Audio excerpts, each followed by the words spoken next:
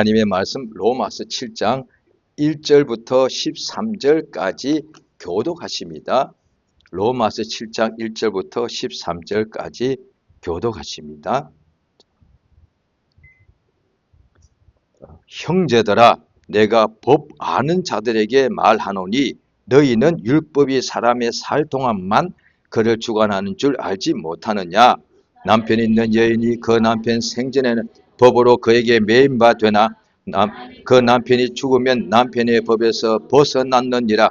그러므로 만일 그 남편 생전에 다른 남자에게 가면 음부라 이르되 남편이 죽으면 그 법에서 자유케 되나니 다른 남자에게 갈지라도 음부가 되지 아니하느니라.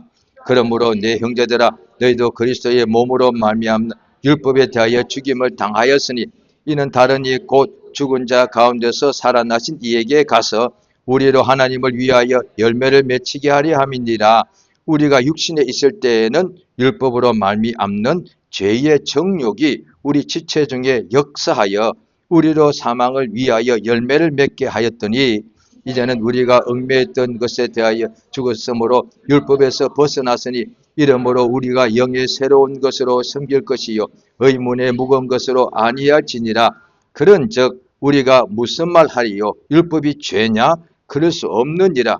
율법으로 말미암지 않고는 내가 죄를 알지 못하였으니 곧 율법이 탐내지 말라 하지 아니하였다면 내가 탐심을 알지 못하였으리라. 그러나 죄가 가서 계명으로 말미암아 내 속에서 각양 탐심을 이루었나니 이는 법이 없으면 죄가 죽은 것이니라. 전에 법을 깨닫지 못할 때에는 내가 살았더니 계명이 이름에 죄는 살아나고 나는 죽었도다. 생명에 이르게 할 그 계명이 내게 대하여 도리어 사망에 이르게 하는 것이 되었도다. 죄가 기회를 타서 계명으로 말미암아 나를 속이고 그것으로 나를 죽였는지라. 이러보건대 율법도 선하고 계명도 거룩하며 의로우며 선하도다 같이 있습니다. 그런즉 선한 것이 내게 사망이 되었느뇨? 그럴 수 없느니라. 오직 죄가 죄로 드러나기 위하여 선한 그것으로 말미암아 나를 죽게 만들었으니 이는 계명으로 말미암아 죄로 심히 죄되게 하려 함이니라. 아멘. 하나님은 선하십니다. 그가 사람은 아담과 하와의 후손이니까 다 죄인이죠. 하나님께서 죄인에게 말씀을 주시더란 거예요. 예수께서 공생에 시작하실 때에 광야에 가서 마귀에게 시험을 받기 위하여 먼저 광야 가서 40일 동안에 금식하시고 심히 줄에서 육체가 가장 약한 상태죠. 거의 40일 동안 금식했으니 죽음 직전이라고 봐야 되겠죠. 그때에 마귀가 와서 시험을 3번 합니다. 그러니까 육체가 가장 약할 때 우리가 세상에 믿는 사람들이 육체 가운데 여전히 살고 있는데 왜 죄를 짓는고 하는 것 중에 가장 큰 이유 중에 하나가 육체가 약하기 때문에 그런 것이거든요. 예수님에게 마귀가 유혹하기를 죄 짓도록 유혹하는 것이죠. 그러니까 이 돌이 있지 않느냐. 당신이 만약에 하나님의 아들이 맞다면 하나님 아들이라면 능히 할 수 있으니까 이 돌 가지고 빵을 만들어서 그 얼마나 배가 고프냐. 그 빨리 밥을 먹어라. 이렇게 했단 말이죠.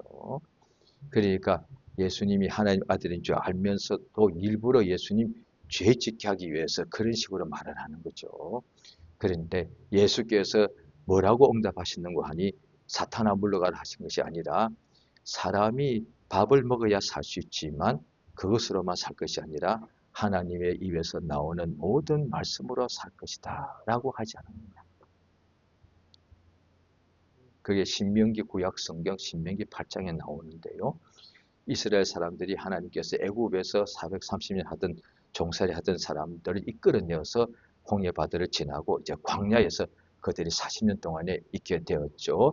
하나님께서 다 아시고 그들이 그냥 바로 순종했으면 적과 꿀이 흐르는 가나안 땅으로 인도받았을 터인데 그만 하나님께 불평하는 바람에 원망하는 바람에 40년 동안 광야에서 그들이 거하였고 그 다음에 그 광야에서 태어난 그들의 자손들이 가나안 땅에 들어가게 되었습니다.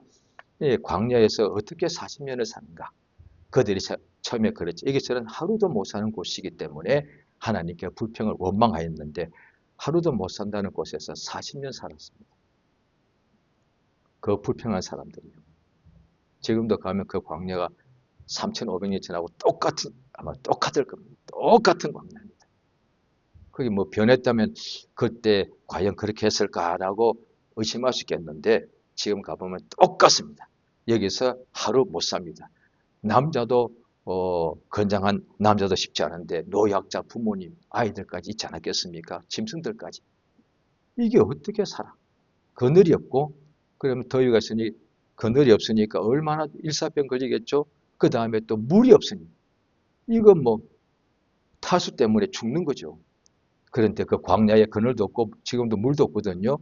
그래서 그 광야에서 40년 동안 목자이 됐던 모세가 40년 동안 광야에 있었으니까 또 광야에서 그냥 산 것이 아니라 그냥 목자였으니까 양들을 이끌고 다녔으니까 양들에게 항상 쉴 만한 물가로 그런 것이 목자였으니까 그 광야에 물이 어딘지 잘 알죠. 그런데 양 몇십 마리는 먹을 수 있어도 지금 자기가 이끌고 나간 최소 200만 명인데 사람만 이들을 먹일 물이 어딨냐고 얘기해. 그 모세에게 하나님 역사하시는 것이 거기에 출애굽기에 나오지 않습니까? 너 지팡이 들고 있지 않냐? 이에 그 앞에 큰 바위 있지? 그걸 때려라. 그러면서 물을 내라고. 애굽의 공주의 아들로 최고의 공부를 40년 동안 했고 그 다음에 광야에서도 40년 동안 광야 전문가 아니에요. 그런데 돌에서 물을 내라고 말을 하라고요? 땅을 파도 쉽지 않은 상황에 돌에서 살다 처음 듣습니다. 어떻게 돌에서 물이 나옵니까? 땅에서 물이 나오죠. 지금도 우리가 땅을 파면 물이 나오는데 돌 있으면 돌을 피해갑니다. 왜? 돌 속에서는 물이 나올 수가 없는 거예요. 그게 돌이니까. 그런데 땅에서는 물이 나오게 돼 있죠. 그래서 계속 파서 물이 나올 때까지 하는 건 아니겠습니까? 그런데 하나님께서 모세에게 돌 보고 명령해라. 물을 내라. 라고 명령. 이게 하나님이 실제로 하신 일이죠. 돌도 순종해서 물을 내면 그 돌보다 더 완악한 심령이 우리가 되겠죠. 왜? 돌도 순종했을 때 우리는 하나님 말씀 듣고도 순종을 안 할 정도니까. 지구상에서 가장 강파가 완악한 것은 돌보다 더 딱딱한 것은 사람의 마음이에요. 더 정확하게 말하면 죄인의 마음이다 말이야. 예수께서 죄인들 위해 십자가에서 대신 죽으시고 난 후에 누구든지 예수께로 오라 그렇게 말씀하시는데도 지금까지 2000년 동안 그렇게 말씀하시고 부르시고 계셔도 안 나간다는 거예요. 듣기 싫어 이런다는 거죠. 그런데 그 돌 같은 심령도 결국은 복음이 계속 가서 또 전해라 하니까 결국은 열리더라고요. 그래서 성경 보면은 하나님의 말씀은 살았고 운동력이 있어서 어떤 일을 하시는가?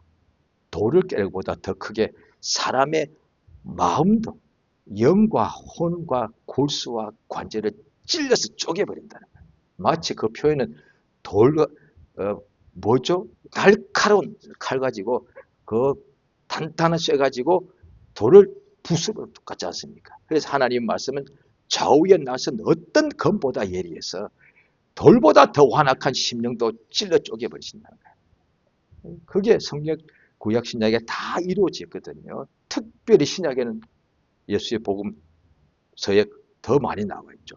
그 죄인들이 얼마나 돌 같은 마음인가요? 그런데 그래도 예수님 복음 듣고도 회개치 않은 사람도 있었죠. 진짜 더 마음이 강팍한 사람들, 율법사, 서기관, 바리새인들. 그런데 성경에 보면은 복음서에도 보고 그 후에도 그 율법사, 서기관과 바리새파 사람들도 돌 중에 가장 돌 같은 마음인데도 음성 듣고 돌이키더란 거죠. 사도 바울이요. 오늘 본문에 보면은 로마서 7장 1절부터 되죠. 거기에 보면은 이제 율법에 대하여 우리가 이야기를 하는 거죠. 자, 그러다가 자, 이 사도 바울이라는 사람은 예수님의 사도죠. 그 직전에 율법의 가장 최고의 전문가 중에 한 사람이었고, 그 당시 율법의 최고의 선생님이 되어서 가장 잘 배워서 율법을 배운 대로 그가 또 행동했기 때문에 바리새파 사람 중에서도 바리새파 사람이었단 말이죠. 그러니까 어떻게 보면 요즘식으로 표현하자면 예수를 만나기 직전에 바울이라는 사람은 율법 그 자체, 아마 그렇게 해도 될 정도입니다. 원래 우리는 너무 은혜 받아서 복음 그 자체가 되면 너무 좋겠죠. 그러니까 이 바울이라는 사람은 율법 그 자체단 말이에요. 그런데 오늘 본문에 보시게 되면 자 보십니다. 자, 율법의 로마서 7장 1절부터 1조, 그런데 자 7절요. 로마서 7장 7절입니다. 같이 읽습니다. 시작. 그런즉 우리가 무슨 말하리요? 율법이 죄냐? 그럴 수 없느니라. 율법으로 말미암지 않고는 내가 죄를 알지 못하였으니 고 율법이 탐내지 말라 하지 않았으면 내가 탐심을 알지 못하였으리라. 예. 이 바울이란 사람도 율법이 없었다면 자기가 죄인 줄도 몰랐다고 말하는 거예요. 그러니까 7절부터는 그전엔 이제 보통 우리, 너희 이렇게 표현하다가 7절부터는 로마서 7장 7절부터 이유는요. 내가라고 표현해요. 이 바울이라는 사람이 율법 때문에 그러면 바울을 아는 사람도 유대인들 많았겠죠. 그 중에 믿는 사람도 있고 아직도 믿지 않고 바울은 저 배신자야 이런 사람도 많이 있었을 거예요. 그들 모두에게 해당되지 않고 당신들이 유대인들이 가장 유명한 사람이었던 바울, 나 자신이 내가 오늘날 예수 믿고 어떻게 이렇게 되었느냐. 내가 율법의 전문가인데 근데 아직도 예수 믿지 않고 율법에 사는 사람들이 바울 보고 변절했다고 비난하는 사람들에게도 해당되죠. 당신은 그렇게 율법대로 살다가 왜 그렇게 율법을 버리고 죄인이 됐냐. 이렇게 말하겠죠. 그래요. 바로 그 율법 때문에 내가 죄인인 줄 알았다는 거예요. 이것은 이 바울 선생이 여전히 그 당시에는 신약 성경은 합본이 없고 신약 성경을 본인의 손으로 지금 하나씩 쓰고 있는 상황이었으니까 그런데 율법은 여전히 성경책을 가지고 있을 거라고 저는 봅니다. 그래서 바리새파 중에 바리새파 사람일 때도 깨달았겠지만 지금 또 예수 믿고 나 이제 성령 충만을 받고 율법을 읽어보니까 이야 내가 정말 죄인이더란 거지. 그런데 10계명은 다 율법의 계명이 600가지가 넘는데 성경에 딱 10계명이라고 그렇게 글자는 없습니다. 그런데 대표적으로 10가지가 앞에 나오기 때문에 그렇습니다. 그래서 10계명이라고 하는데요. 10계명의 마지막 10번째 계명이 뭐죠? 그 9번까지는 자 부모 공경하라 그거죠. 5부터는 이제 사람에 대한 계명이니까 살인하지 말라, 간음하지 말라, 그 다음에 도둑질하지 말라, 그 다음에 거짓말하지 말라. 요거는 우리 보통 안 한다니까 이것에. 웬만한 사람 안 한다니까 이것에. 특히 율법을 받고 신앙 일이 나면 이거 안 하려고 한다니까요. 그런데 10번째가 탐내지 말라는 거거든요. 그 율법 10계명 볼 때 아마 다 비슷한 생각을 가졌을 거예요. 처음에 10계명을 배울 때. 제 10번째는 좀 약해. 살인에 비하면 탐내지 말라. 이건 뭐 계명인데 왜 이리 약해? 네? 너무 약하잖아요. 도적질은 진짜 그 죄지. 그런데 지금 세상에서 형법이란 게 있는데 법이 있는데 도적질 당연히 사기치고 거짓말 사기치는 거니까 그건 당연히 죄가 돼가지고 감옥에 들어간다니까요. 그런데 세상에 어떤 법에 탐내지 말라는 법이 있냐고요. 그거 없잖아요. 어떻게 그게 사람이 가능해? 그걸 사람 보고 죽으라는 거 똑같은 거지. 왜? 살인하고 이런 거 하지 않아요. 그런데 어떻게 탐심을 품지 않을 수가 있어. 애기들도 탐내는데 저것 줘, 더 줘. 그래 자기가 탐심 때문에 이렇게 쌓아놓고 다 먹지도 못하고 나중에 버리잖아요. 애기들도 그러는데. 그러니까 사람들이 재물을 많이 쌓아놓는 이유가 재물을 쌓을 필요까지는 없거든요. 그런데 재물 쌓는 이유가 뭐냐? 재물이 왜 필요한가? 돈이 먹어야 되니까. 마셔야 되니까, 입어야 되니까, 집이 있어야 되니까. 그렇죠. 그래서 돈이 필요한데, 만약에 내가 지금 항상 우리 집에 마치 우리가 살고 있는 곳이 에덴 동산이라 합시다. 물이 최고로 좋은 생수보다 더 좋은 물이 항상 넘쳐나. 그 다음에 우리 집 안에 뜰 안에 온갖 최고의 최상의 열매들이 항상 봄, 여름, 가을 맺혀 있어. 그럼 돈 필요 없잖아요. 그거 종이짝인데. 옛날에는 그 돈이 동전이었죠. 그 쇠덩어리 얼마나 무거워. 그거 뭐하러, 그거 보관해. 왜? 쇠가 있으니까 그게 동전이니까 동록, 동전에 동이잖아요. 동, 금은 동. 그게 녹슬잖아요. 녹슬거든요, 그거. 종이도 나가지거든요. 그런데 그걸 뭐하러 쌓아놓고 또 그걸 또 버려야 되는 거니까. 지금 내 집에 지금 열매가 넘치는데 그 다음에 이렇게 차고 모든 것이 완벽하게 있는데 뭐하러 돈이 필요 없지 않습니까? 그러니까 천국 가면 돈이 필요 없다니까요. 돈이 왜 필요합니까? 양식을 사야 되니까, 집을 사야 되니까, 물을 사야 되니까. 그런데 에덴 동산이라면 돈이 필요 없단 말이에요.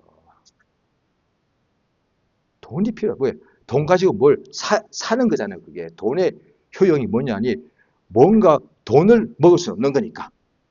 돈을 돈을 이렇게 마실 수 없는 거니까. 돈 가지고 먹을 것을 사는 거잖아요, 예. 그렇죠? 돈 가지고 옷을 사는 거거든요. 그러면 옷과 돈이 다 있다면 돈이 필요 없는 거예요.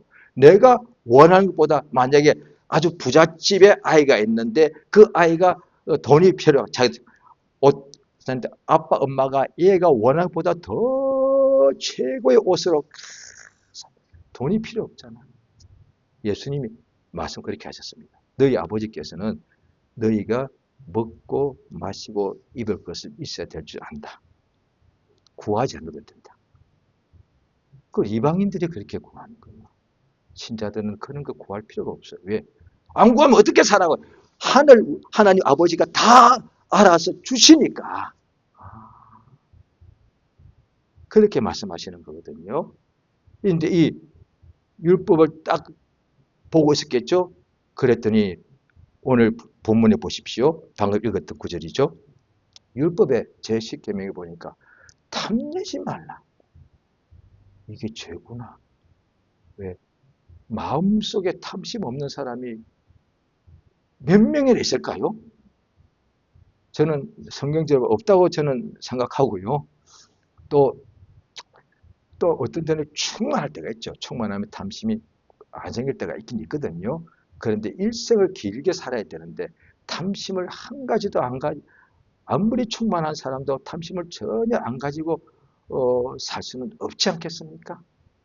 그 어릴 때부터 죽을 때까지 탐심. 어떤 사람은 죽을 때 유명한 사람들이 마지막 말을 했다고 옛날부터 막 책에서 많이 봤거든요. 어떤 사람은 그랬나 죽을 때 보통 그런다며요.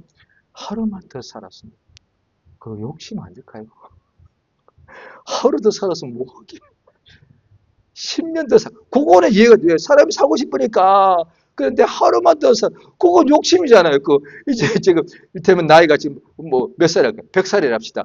100살이면 365 곱하기 100년이니까 36,500일 살았잖아요.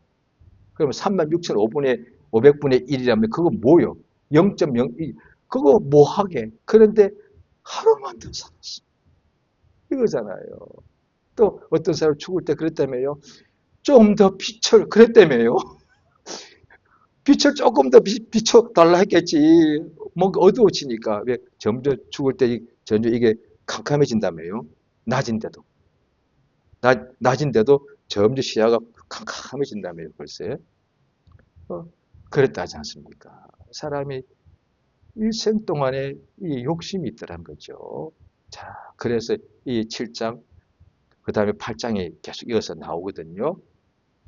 사람 속에 늘 탐심이 있더라는 거예요. 그래서 율법 때문에 오늘날 우리가 이제 특히 로마서를 통해서 율법과 복음을 알죠. 그 율법을 딱 보니까 율법을 읽을수록 정죄를 받더란 거예요. 그래서 솔직히 율법은 좀 싫어. 왜? 근데 교회 가도 어떤 때는 설교 들을 때 설교하시는 분도 그럴 수가 있고 그렇게 설교하지 않았어도 듣는 사람의 마음 따라서 또 다르니까. 내가 교회 가니까 설교 시간은 나 예배는 가고 싶어. 그런데 설교 시간을 좀 줄이거나 좀 뺐으면 좋겠어. 왜? 설교 시간에는 예배 때 다 좋아. 그런데 설교 시간에는 주로 내가 정죄를 받더란 거지. 그래서 예배를 가기를 꺼려하거나 설교 시간을 좀 줄이자고 말한다거나 설교 시간을 뺍시다라고 말하는 경우가 아마 이유가 그럴 수 있다고 저는 봅니다. 바쁘다고요? 그건 핑계 같아요. 바쁘다고 설교를 빼자고요? 그건 핑계지. 일주일 동안 바쁘다면서 다 하잖아요. 잠잘 거 다 하잖아요. 놀 거 다 놀잖아요. 술 마실 거 다 마시고 죄질 거 다 짓잖아요.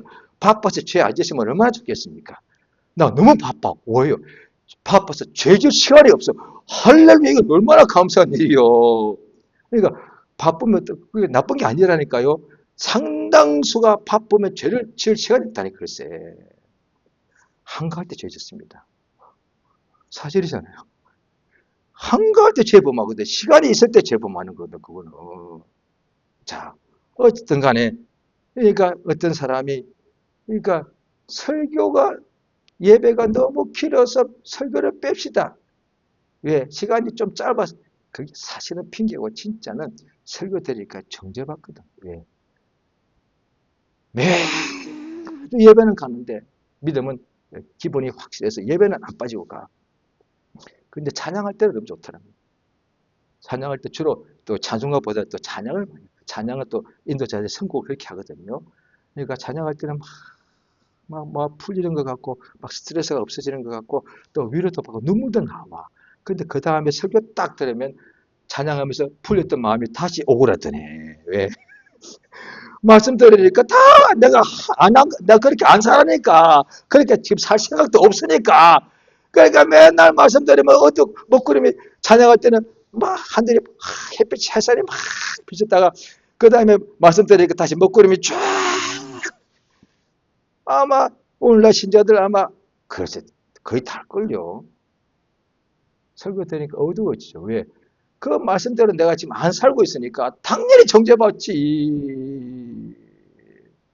이 때문에 학교가 지금 학생이 한참 공부해야 될 학생이야. 학교 가기 전에 친구들하고 가면서 막 재미나게 가. 근데 수업 딱 들어가면 어두워져. 왜? 선생님 물어볼 때. 너 이거 했니?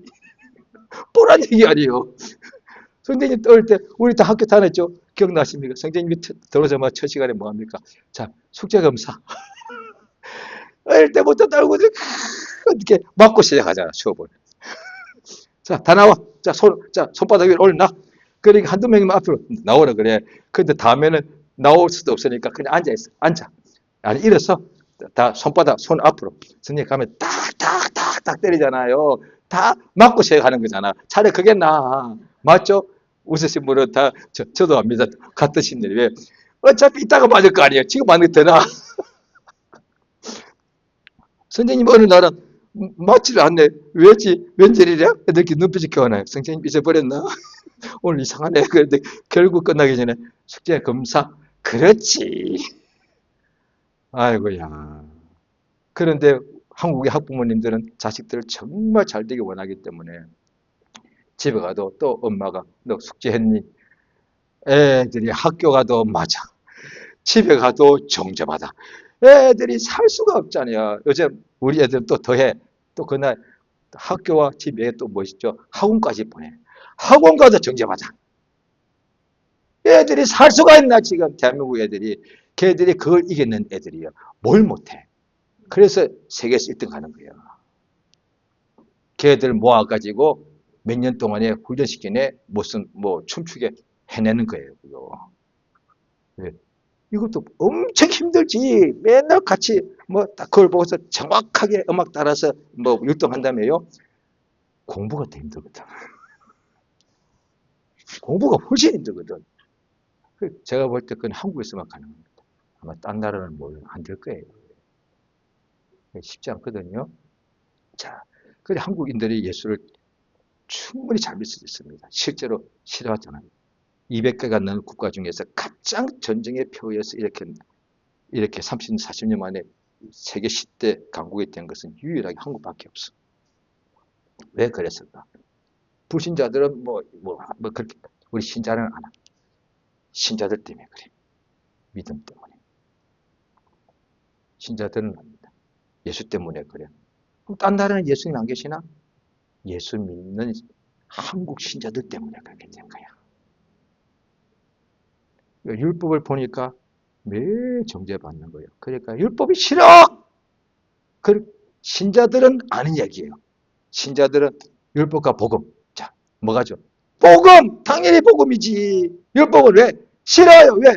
맨날 정죄를 받으니까요. 예, 그래서 나 율법은 싫은 것 같아. 자, 보십시오. 로마서 7장입니다.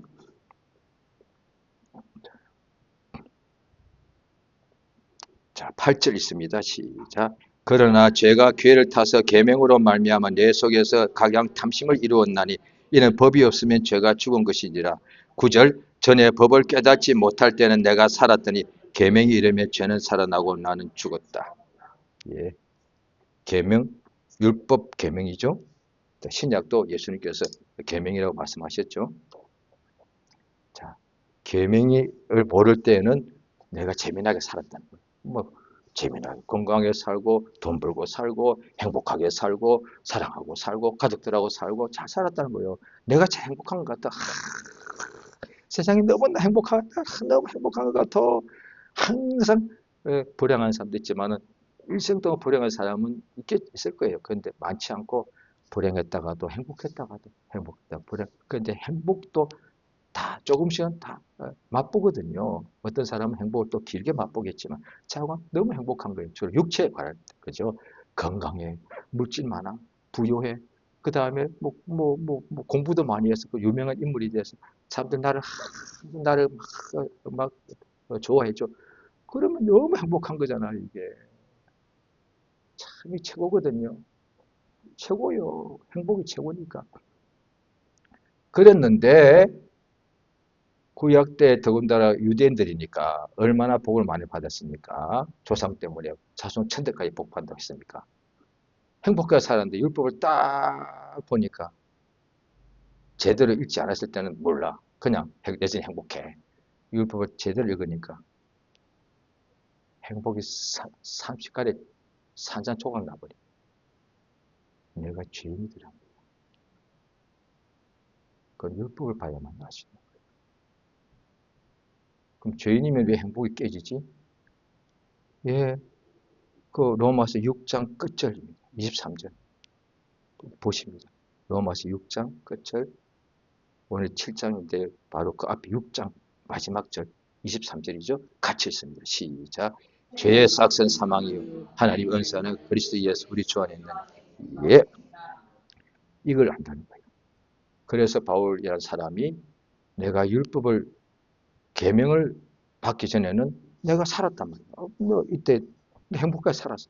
그런데 내가 계명을 딱 보니까 내가 계명대로 살지 않았으니까 죄를 범했으니까 내가 계명대로 살지 않았으니까 어겼으니까 죄를 범했죠.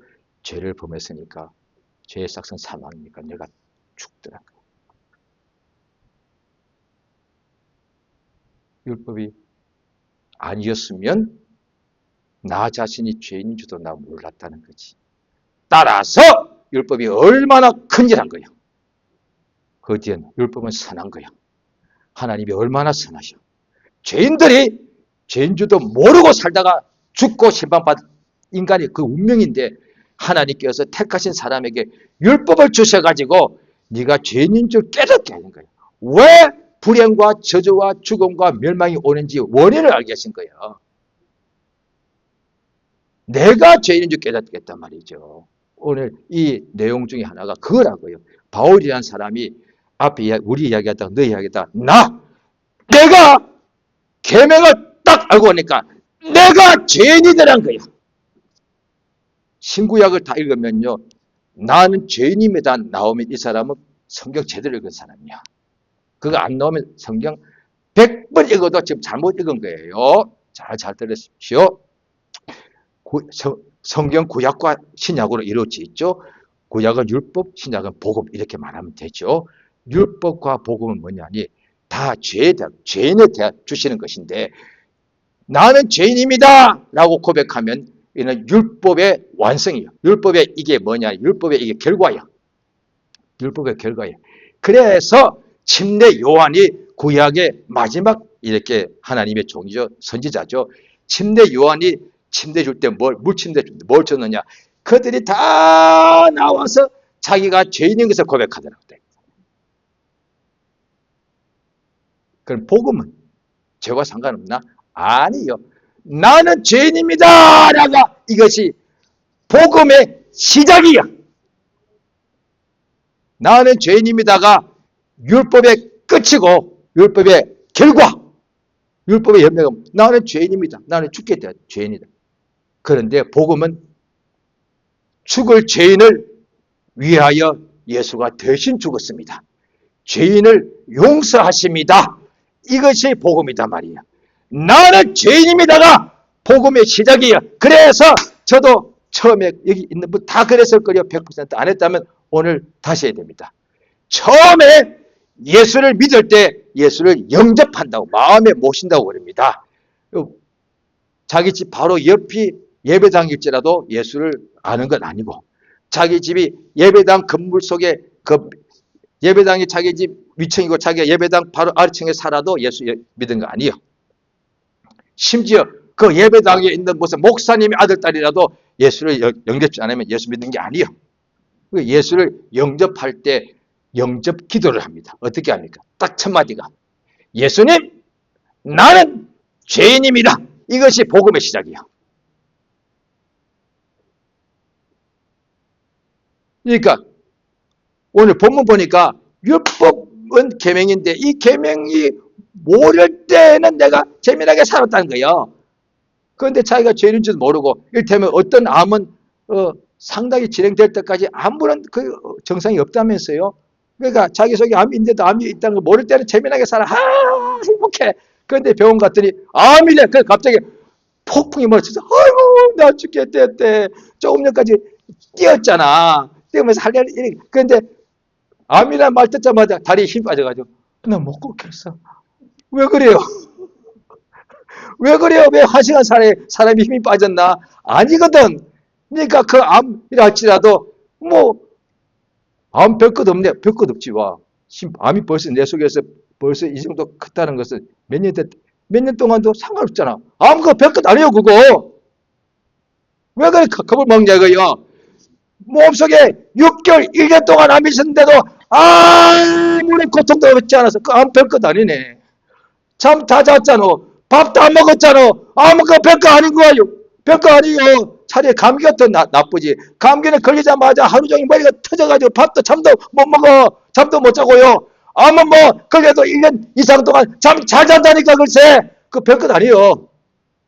그런데 암이라면 그냥 겁을 먹어가지고 사람을 줄줄 모르는 거야. 그래서 실제로 지구상의 어떤 나라에서 그렇게 암을 잘 고치는 한국계의 어떤 그런 나라 사람이 한 소리를 쳐도 워낙 그 사람이 유명한 사람이었더만요. 그 의사가 그렇게 수만 명 중에서도 가장 최고 중에 한 사람이었더만요. 그가 암에 대해서 설명해 주는데 한국 사람이 한국에 이제 돌아와서 얘기해 주는데 자기가 일생 동안 일했던 그쪽 사람들하고 한국 사람들하고 암은 다 발생하더라. 그런데 암을 대하는 자세가 차이가 나더라. 그 나라 사람들은 암이 걸려도 감기보다 조금 크게 이 정도 얘기하는데 한국 사람들은 암 하면 벌써 흔히 말로 멘탈이 나가버린다. 신자들도 그런다. 이거 웬일이게요? 신자마저도 암 하면 그냥 이게 나가버리는 거예요. 이게 왜 그렇게 암이 당연히 그 병이죠. 그런데 암을 왜 그렇게 무서워하냐 말이지. 그게 뭐겠어요? 암의 결국은 죽음이니까 죽음을 그렇게 두려워하는 겁니다. 그런데 지금 내가 난 행복해 할 때 율법 계명을 딱 보니까 나 죄인이네. 나 죽었어. 이게 진짜 아니야.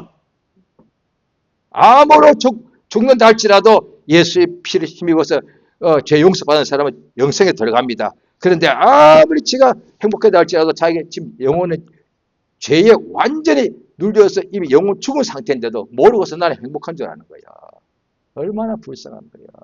따라서 세상에 가장 불쌍한 거는 사실 사람이에요. 자기가 죽는 줄도 몰라. 아니, 육체가 죽는 게 정도는 아니야. 지옥 가서 멸망당하는데 그 육체 죽는 것보다 억만 배로 그 큰 거거든요. 그런데도 모른다는 거죠. 알면은 다 예수 앞에 나왔겠죠. 자, 예수님도 요한복음 13장에 내가 너에게 새 계명을 준다고 했었어요. 그러면 계명을 잊어먹고 살 때는 이제 믿는 사람 새 계명은 일단 딱 하나죠. 서로 사랑하라. 그 외에도 계명이 많죠. 예수님께서 누군가 오른뺨을 때리거든 왼뺨을 돌리켜 주라. 누군가 너에게 억지로 오리를 가져가든 심리까지 가져라. 이 예수의 명령입니다. 누군가가 너에게 겉옷 달라면 속옷까지 벗어주어라. 예수의 명령이에요. 그런데 예수님께서 나의 새 계명이라고 말씀하신 것은 서로 사랑하잖아요. 자, 이제 우리 이제 기독 신자들입니다. 교회 다니죠. 평생에 다니는 사람도 많죠. 어릴 때부터 그냥 일생 동안 예배를 나빠지게 하는 사람도 많습니다. 그 다음에 자, 그런데 교회에서 봉사도 잘하고요. 그런데 예수의 세 계명, 기독교잖아요. 교회마다 기독교, 그리스도교, 예수교라고 다 붙였으니까 우리 예수님 믿는 사람들 맞죠? 그런데 예수님 계명은 일단 딱 한 가지만 말하잖아요. 서로 사랑하라. 를 성경에 읽지 않아.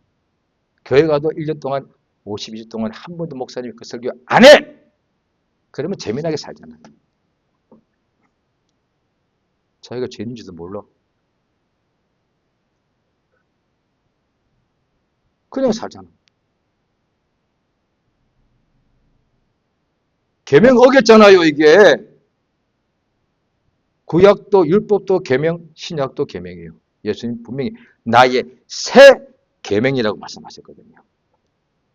서로 사랑하라.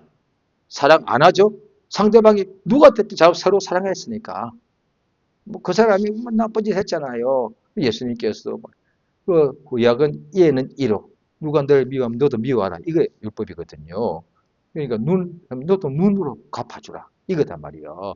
그런데 그러니까 이웃은 사랑하고 원수는 미워하라. 그것이 율법이거든요. 그런데 원수를 사랑하라. 그러니까 이웃도 사랑하고 원수도 사랑하고 따라서 지구상에 있는 모든 사람은 다 사랑하라는 거거든요. 와,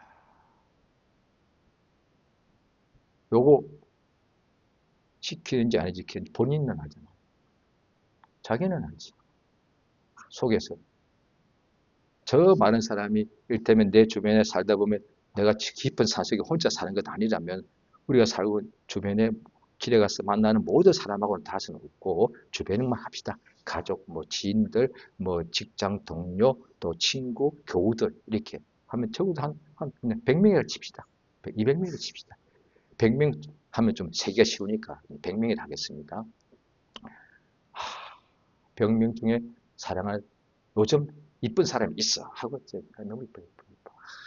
그런데 그렇지 않을 때는 100명 다 솔직히 못마땅하고 꼴보기 싫고 믿고 그러지 않을까요? 그 이쁜 사람도 좀 있으면 금방 또 믿게 바뀔 텐데 왜? 상대방한테 물어보면 뭐 여보 아니면 얘야 집사님 또 우리 아무개씨 나 항상 이뻐요? 항상 이뻐요. 저 항상 이뻐요? 왜? 또 제가 목사다 보니까 말을 못하고 이게 눈빛이 이미 진실을 말할 거예요. 무슨 꼴이 어떠상도 소리를 하고 어떻게 항상 이쁠 수가 있어. 나 목사님도 마음 안 들 때가 많아. 어떤 교훈이 이렇게 말해준대. 그렇게 해주면 고맙습니다. 이야기 해줘야지. 안 그러면 목사가 자기가 항상 성도들 자기 이뻐하는 줄 착각한다니까, 글쎄. 속으로 성도들이 목사도 근데는 미울 때가 있어. 꼴보기 수도 있지. 못마땅 게 있지. 왜? 목사는 안 그래? 뭐 말하면 안 되는데. 죄송합니다.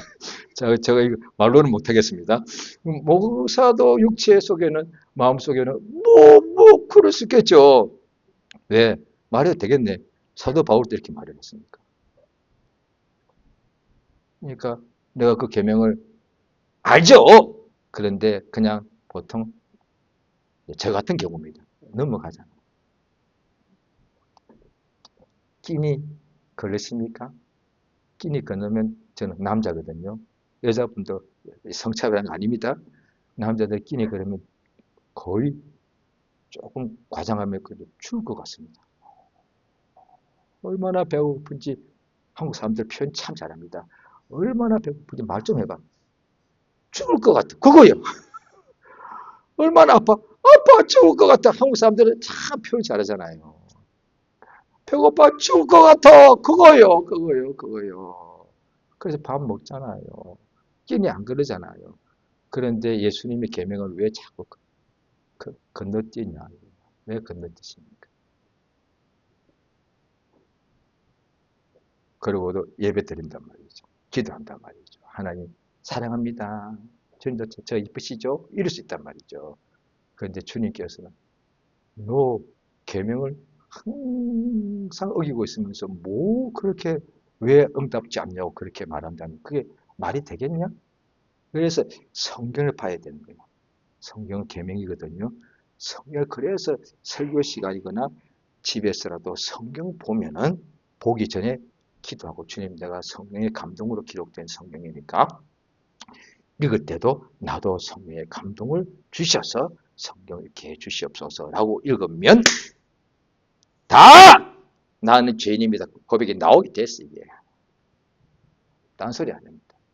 그런데 뭐 읽을 때 뭐 이거는 내가 좀 뭐 이거 그냥 넘어가는 거라고 해요. 그런 경우 많죠. 그런데 나는 죄인. 그러니까 설교 제 성경을 전해주는 설교만 들으면 자기가 죄인이라서 자리가 없어요. 그럼 어떻게 되느냐? 자, 이제 여기까지만 하면은 제가 서두에 말했듯이 어떤 교인들처럼 설교 드리니까 정죄받아서 나 싫어. 예, 이렇게 됩니다. 그게 율법이단 말이죠. 복음은 뭐냐? 설교 드리니까 내가 죄인이더라고. 그렇지. 그러면 어떻게 돼? 그러니까 예수 이름을 부르는 거지. 그래서 예수의 피밖에 없다고 말하는 것이지요. 그래서 그 밖에 없다는 뜻이잖아요. 사람 밥 안 먹으면 죽어. 반드시 먹어야 돼. 가족밖에 없어. 어떤 사람은 돈밖에 없어. 어떤 사람은 밥을 먹어야 돼. 맞습니다. 예수밖에 없는 거예요. 그러니까 신앙인들이 육체에 대해서는 오직 이것이 필요한 것은 많은 것을 아는데 신앙인이 예수의 피밖에 없다는 것을 아는 것 같으면서도 모른다는 거예요. 왜? 아는 것은 알아. 왜? 말 그렇게 하니까. 그런데 몰라. 왜? 그걸 안 쓰니까 모르는 거 아니에요. 아버지가 부모님이 유산을 이렇게 막대하게 물려줬어. 그런데 아이가 이 돈의 가치를 몰라서 안 쓰면서 굶는 거예요. 모르는 거 아니에요. 예, 이것까지 가서 밥 사 먹으면 돼. 왜 돈을, 이게 뭔데 종인데요? 저 어릴 때는 돈이 이렇게 동전이 있었거든요. 그게 동전이 컸거든요. 그런데 어떤 애기 때는 그보다 큰 돈, 지폐를 주니까 애들이 필요, 왜? 돈은 동전을 줘야 되는데. 그때는 1원짜리 이렇게 있어 5원짜리가 컸거든요. 그런데 이 5원, 10원짜리가 얼마나 큰데 요걸 안 주고 왜 지폐를 주냐 이거야. 이게 종이짝인데.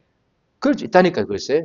그러니까 예수의 피를 안다면 지금 나는 죄인이기 때문에 내게는 예수의 피밖에 없던 거야.